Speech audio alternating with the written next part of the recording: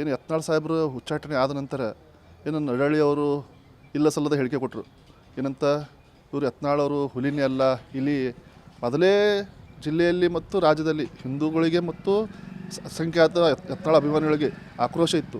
ಇವರು ಇಲ್ಲ ಸಲ್ಲದ ಹೇಳಿಕೆ ಕೊಟ್ಟಿದ್ರ ಏನದು ಅವರು ಆಕ್ರೋಶ ಹೊರ ಹಾಕಿ ಏನು ಮಾಡಿದರು, ಅವರು ಹಳೆಯ ವಿಡಿಯೋಗಳನ್ನು ಇದನ್ನು ವೈರಲ್ ಮಾಡಿದ್ದಾರೆ. ಅದು ಜನರೇ ಮಾಡಿದ್ದಾರೆ, ಯಾರು ನಮ್ಮ ಅವರು ಯತ್ನಾಳ್ ಅವ್ರ ಕಾರ್ಯಕರ್ತರು ಮಾಡಿಲ್ಲ, ಜನಗಳು ಮಾಡ್ಯಾರ. ಯಾಕಂದ್ರೆ ಅವ್ರು ಏನೂ ಅಭಿವೃದ್ಧಿ ಮಾಡಿಲ್ಲ. 2 ಸಲ ಅವ್ರು MLA ಆದರೂ ಯಾವ ನೀರಾವರಿ ಮಾಡಿಲ್ಲ, ಏನೂ ಇಲ್ಲ.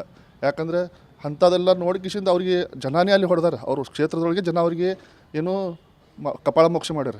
ಅಂಥದ್ರಲ್ಲಿ ನಡಳ್ಳಿ ಅವ್ರಿಗೆ ಸ್ವಂತ ಕ್ಷೇತ್ರದಲ್ಲೇ ಕಪಾಳ ಮೋಕ್ಷ ಮಾಡಿದ್ದಾರೆ.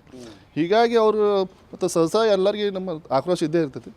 ಅದಕ್ಕಾಗಿ ಅವರು ನಡಳ್ಳಿಯವರು ಸ್ವಂತ ತಮ್ಮ ತಪ್ಪಿನಿಂದ ಜನರ ಆಕ್ರೋಶಕ್ಕೆ ಗುರಿಯಾಗಿದ್ದಾರೆ. ಹಾಂ, ಸಾಕಷ್ಟು ವಿಡಿಯೋಗಳು, ಇನ್ನೂ ವಿಡಿಯೋಗಳು ಇದ್ದ ಅಂತ ಹೇಳ್ತಾರೆ.